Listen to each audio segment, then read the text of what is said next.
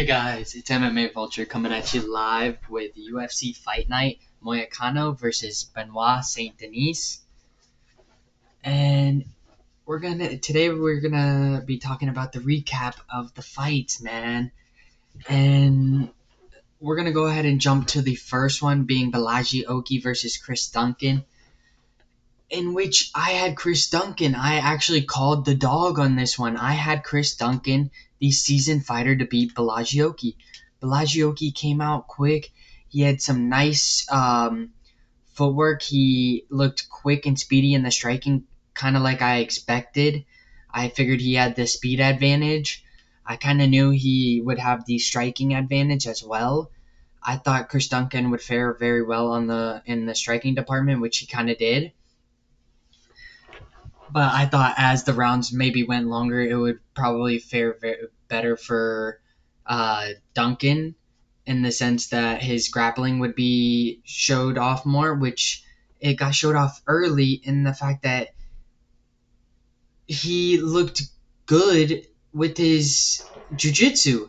He ended up submitting Bolaji Oki. Bolaji Oki took him down multiple times and was showing off his grappling and was looking very well up until the point where Chris Duncan ended up getting a guillotine choke on Bolaji Oki.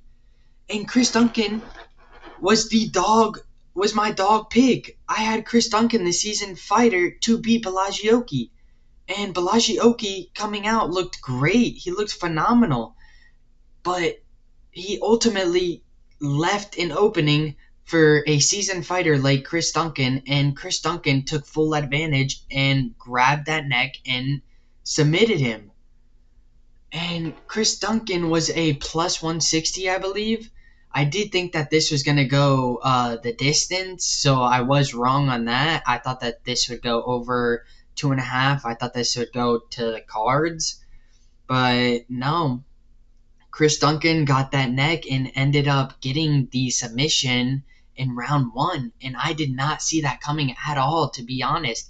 I thought for sure this was going to go rounds, but his jiu-jitsu showed, and he looked phenomenal in the grappling department. Moving right along to the next fight, in which was a rematch, if you guys remember, in Nora Cornolle versus Jacqueline Cavalcanti. And man, was this a good fight, honestly. It was a good striking match on the feet. It was a back and forth bout on the feet.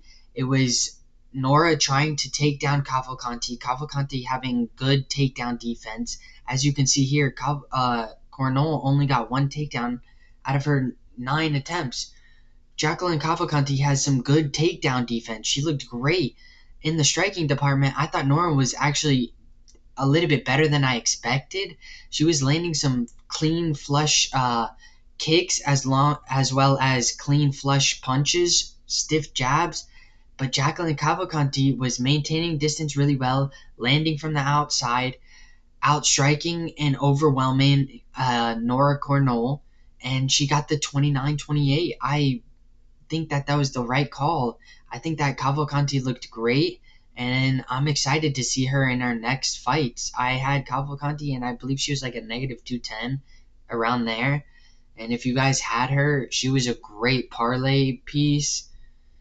And overall, she did great in this fight. I definitely want to see her in her next fight.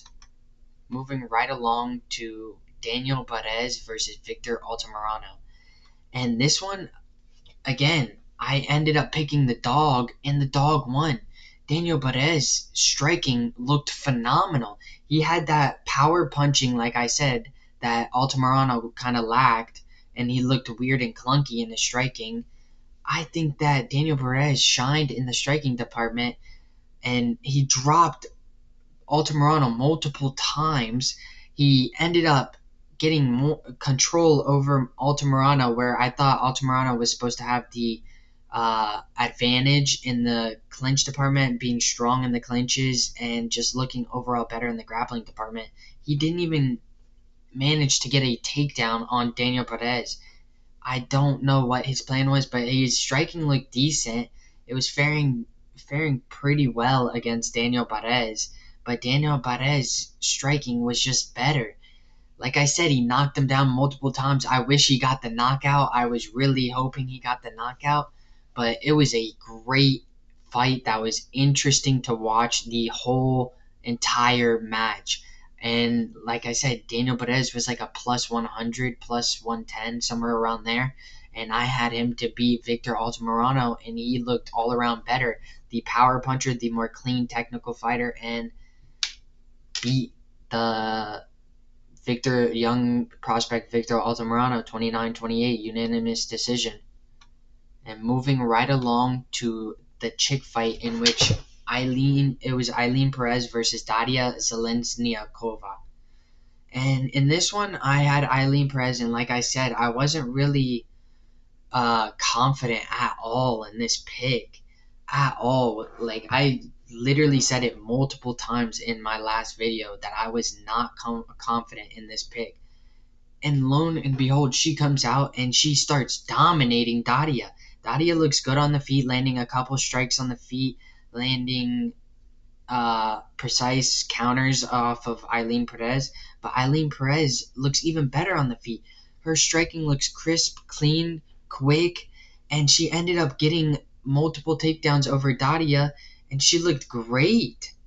Ailin Perez looked great. She didn't look like drained. She didn't look weak. She didn't look like the weigh-in where she was like the weight cut looked like it affected her a lot. No, she looked completely fresh. She came out and she had a lot of control time over Daria. She maintained her on the ground like I expected, and as soon as she came out, she got the takedown. I knew we had it in the bag. Like I said, if she could manage to get the takedown over Daria, I knew that she would win this bout. I didn't think it would be via submission, but I kind of figured that Ailin Perez would go all the way. I really did. I thought this bout would definitely go all the way. But Ailin Perez got the arm triangle and locked up Daria and ended up beating her. And if you guys picked Ailin Perez, good job, because I was definitely super hesitant. I didn't even add her in any of my parlays because I was not sure at all about her. Moving right along to what was a dominant performance by Taylor Lapilus. He looked great. He looked great in all 3 rounds, outstriking and overwhelming a Vince Morales. And Vince Morales tested Taylor Lapilus in the ground game, taking him down, trying to take him down multiple times. And Taylor Lapilus's takedown defense looked excellent. He snubbed multiple of Vince Morales' takedowns. Yes, he did get taken down twice, but other than that, he looked phenomenal. He literally was phenomenal in the takedown defense. He was defending it very well. He looked strong in the clinches. He looked great in his striking. Like, he was absolutely dominant. I don't even know how else to put it. His striking looked crisp, clean. He was quick on his feet. He was selective with his shots. His footwork looked great. He used it to put him in positions to hit those powerful shots, and ultimately got the better of Vince Morales in a 30-27 unanimous decision. I really enjoyed this fight, watching Taylor Lapilus beat the crap out of Vince Morales. And moving right along to the next bout, in which I was completely wrong about. I thought Ludovit Klein, the next bout in Ludovit Klein versus Roosevelt Roberts. I thought Ludovit Klein was going to be dominant over Roosevelt Roberts in the sense of he was going to end him early. I thought he was going to chin Roosevelt Roberts or even get the submission. But he ended up beating Roosevelt Roberts via decision, and he was dominant the whole time. His striking looked great. Roosevelt Roberts had trouble maintaining distance. Ludovit Klein just looked a lot better, looked very quick, was able to get in and out of the pocket with ease, didn't really get touched up by Roosevelt Roberts, who had the very slight reach advantage. And not only that, Ludovit Klein looked great in his grappling, which we all thought was the case. He ended up taking Roosevelt Roberts down twice, and Roosevelt Roberts had no grappling defense. He was able to, Ludovit Klein was able to maintain control of Roosevelt Roberts the whole time, not let him up. And Roosevelt Roberts tried to land some takedowns of his own, but literally could not land a takedown. Ludovit Klein was the more dominant fighter on the feet as well as grappling. He looked great. Although I did think that he was going to be way more dominant in this bout, I really did think that he was going to be able to finish Roosevelt Roberts. I think Roosevelt Roberts is kind of a mid-tier fighter. I thought Ludovit Klein was going to be able to run through him, but he didn't. He ended up beating him unanimous decision, 29-28, and it looked good. Moving right along to the next bout, in which we had Oumar Sy versus Dawon Jung. And man, this was a interesting fight, because Dawon Jung looked great in the striking, but where we thought that Dawon Jung might have a striking advantage, a slight, Oumar Sy has way better striking than we all thought, at least than I thought. I thought Oumar Sy had decent striking, but way better grappling. He has great striking. He looked amazing in his striking. He had a quick, stiff jab. He mixed up his shots very well. His combinations to the body and to the head looked very crisp, clean, and quick. He looked phenomenal on the feet against Dawon Jung. Yes, Dawon Jung did have some moments, but Oumar Sy looked great. He got a couple takedowns. Yes, Dawon Jung did stuff a lot of his takedowns, but Oumar Sy looked great on the feet. We all knew he was a great grappler, but he just showed us that he can strike with the best. And I'm excited to see his next fights. I really think that he could be a top-ranked contender. He is a great striker and a great grappler, and we saw his striking today. And I'm very excited for his next fights. I am going to be looking out for Oumar Sy for a while. I just became a huge fan, seeing as he's not a one-dimensional fighter. He can fight not only on the feet, but on the ground. He can fight both ways. Oumar Sy with the dominant unanimous decision. Moving right along to our next fight in Cutelaba versus Ivan Erslan. And in this one, I was wrong. I went with Ivan Erslan. I thought he was going to be able to outstrike and maybe even outgrapple Cutelaba. And Ivan Erslan looked good coming out. His striking looked clean, crisp, but Cutelaba's striking looked even better. I thought that Erslan would have the striking advantage, but I think Cutelaba's striking looked clean. I think he looked great. Cutelaba kept trying to go for takedowns on Erslan. Erslan's takedown defense looked phenomenal. He snubbed a lot of Cutelaba's takedowns. Erslan had a few moments on the feet where he looked great against Cutelaba, but ultimately Cutelaba got the better of Erslan on the feet. And in the grappling department, Ivan Erslan looked great.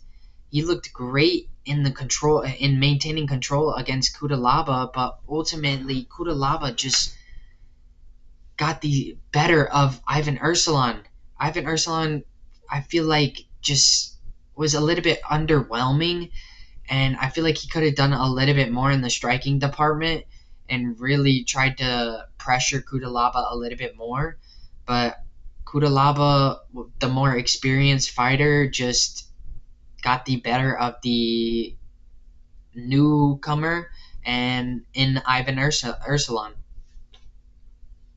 And he won split decision 29-28 in Cutelaba.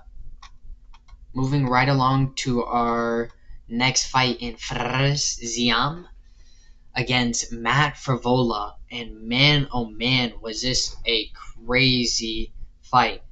I thought I had, again, the dog. I had the wrong person in Matt Frevola. I thought his bullying pressure was going to be able to overwhelm Ferrara Ziam on the feet, but it didn't. Ziam was great, maintained distance really well, was striking from the outside really well. His striking looked very crisp, clean. He was the more technical fighter, which I did think he was, but Matt Frevola just looked completely chaotic. Whenever he came out and just started throwing a wild, flurry of, complete hooks from his hips, I just knew that it was over. Ziam just picked him apart and just ultimately looked completely better than Matt Frevola, beating him in all 3 rounds. He looked crisp in the striking, and in the grappling, he looked noticeably better than Matt Frevola, which I thought would have the grappling advantage. He got 4 of 4 of his takedowns, and he got Matt Frevola down with ease a couple of those times. Matt Frevola had trouble getting Ziam down. I think it was because of his height, but also Matt Frevola just didn't look the same. He looked awful. He just couldn't land strikes. He couldn't seem to find Ziam at all on the feet or even in the grappling department.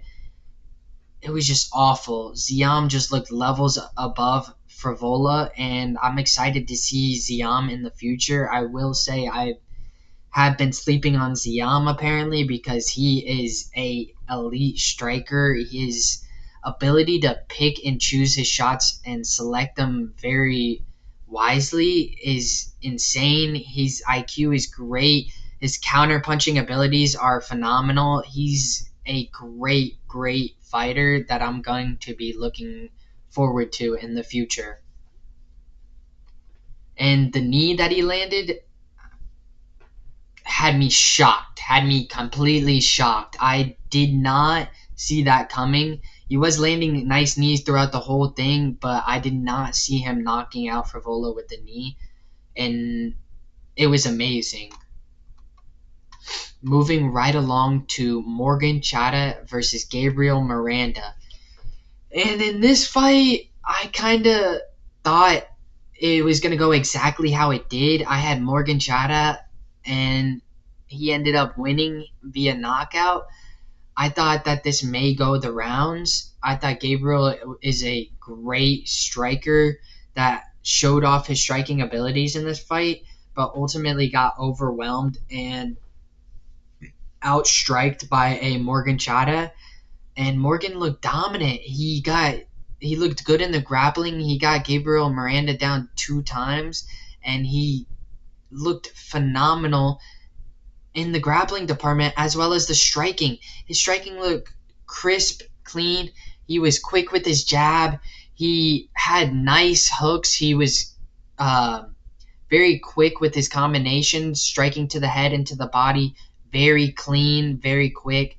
He just looked overall better than Gabriel Miranda and ended up getting the knockout with a clean left hook. And it was phenomenal. Gabriel Miranda did look decent, but Morgan Chada got the better of him, overwhelmed him, and got the knockout with a clean left hook, like I said. Clean left hook. Moving right along to what was Kevin Jousset versus Bryan Battle. And I had Bryan Battle in this one.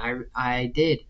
He was a negative 195 pre-fight odds, as you could see, and he looked phenomenal in the striking department. I feel like Kevin Jousset kind of came out a little bit shy. Then he started finding his striking. I feel like he looked better than Bryan Battle at the start of it.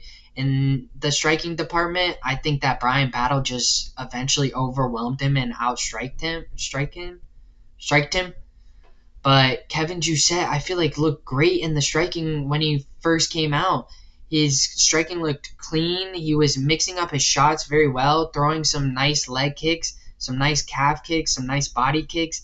He was mixing up his shots very well. He was doing what I thought he should have done to win the fight. But then Bryan Battle started looking a lot better in the striking. He started overwhelming and outstriking him. And neither of them could really get the takedowns on each other.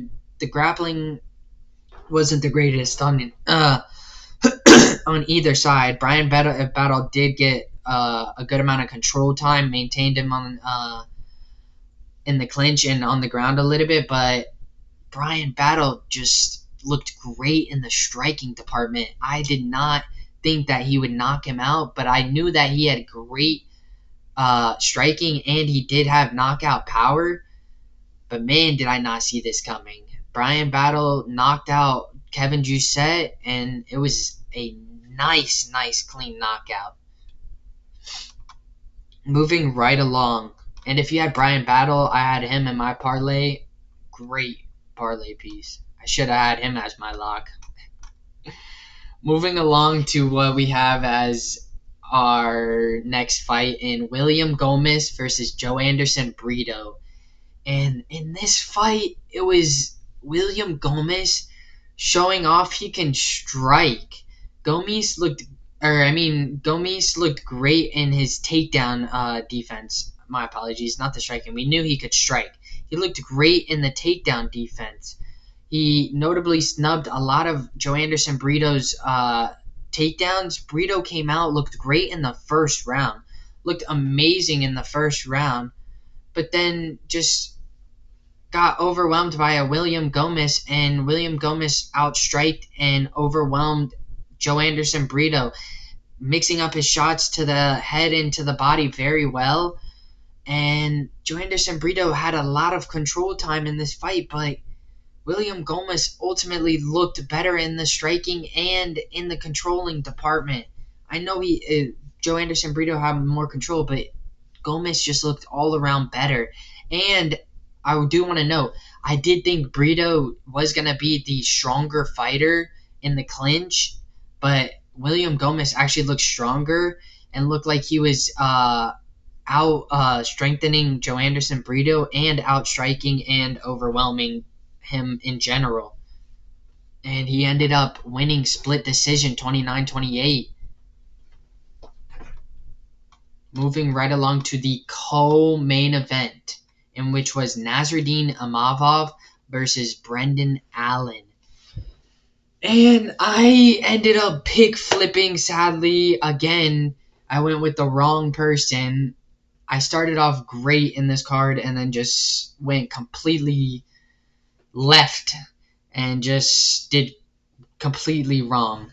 I picked Brendan Allen to beat Nassourdine Imavov, and come first round, I'm hyped because Brendan Allen gets the takedown with ease and controls Nassourdine the whole time, peppering him with shots, not doing really much damage at all to Nassourdine, just kind of maintaining control, which is what I thought was going to happen, and just peppering him with shots. And come second round, Brendan Allen shoots multiple times but can't land a takedown. Nassourdine is ending up on top, landing devastating ground and pound, opening up Brendan Allen and just looking like the complete better fighter in terms of grappling and striking. He did not let Brendan Allen take him down after that first round. Nassourdine his takedown defense went completely right, apparently. He just started doing phenomenal in the grappling department, snubbed every single takedown from Brendan Allen after that point, did not let him get any control, ended up getting control himself of Brendan Allen and maintaining him on the ground, landing multiple shots on the ground, devastating ground and pound, and same thing with the third round. I'm like, okay, maybe Brendan Allen will come out third round look a lot better. Again, third round comes out, Brendan Allen can't land a takedown. Striking is obviously towards Nassourdine's side because I obviously thought that he had the striking advantage. Brendan Allen looked horrible and just couldn't land a takedown, wasn't really landing strikes on the feet. He was looking a little bit awkward and clunky, but Nassourdine just looked great on the feet and in the grappling department after the first round. He just looked like a completely different fighter and ended up beating Brendan Allen by unanimous decision, 29-28. And I chose wrong. I pick flipped to the wrong person. I was so hyped after the first round thinking, oh, I got this. I pick flipped right. He's got this in the bag. He's just going to use his grappling the whole time. No. Nassourdine turned into a whole different fighter the second round and ended up coming back and beating the crap out of Brendan Allen on the feet and in the grappling department. And now we're going to go ahead and jump to our main event. And if you guys haven't, don't forget to like and subscribe. And in this fight, man, I was wrong again. I chose Benoit Saint-Denis to win this fight against Renato Moicano. And Benoit Saint-Denis looked decent. He looked good on the feet, but Moicano looked way better on the feet and in the grappling department. Moicano lands a takedown in the first round and gets a nasty body lock, holding Benoit Saint-Denis to the ground, landing devastating ground and pound, opening up Benoit Saint-Denis, just absolutely destroying him that first round on the ground. Did not let him get up, maintained control the entire round, and just was landing devastating elbows, hooks, and just opening up Benoit Saint-Denis. He was bleeding bad at the end of the round. And Benoit landed a couple strikes here and there. In the second round, he looked good on the feet in the sense that he was landing a little bit more of the significant shots than the first round. But overall, Moicano just absolutely destroyed him in the first round to the point where in the second round, it was over, and it ended up being stopped via doctor because of how bad he couldn't even see. Moicano literally beat him up the first round so bad that he couldn't see, and it ended up being stopped by the doctors.